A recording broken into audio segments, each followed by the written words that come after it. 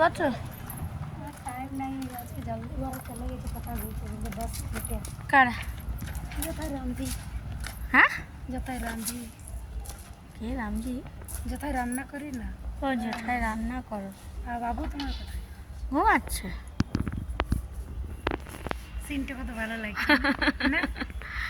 বিকালবেলা সিনটাই ভালো লাগে গো।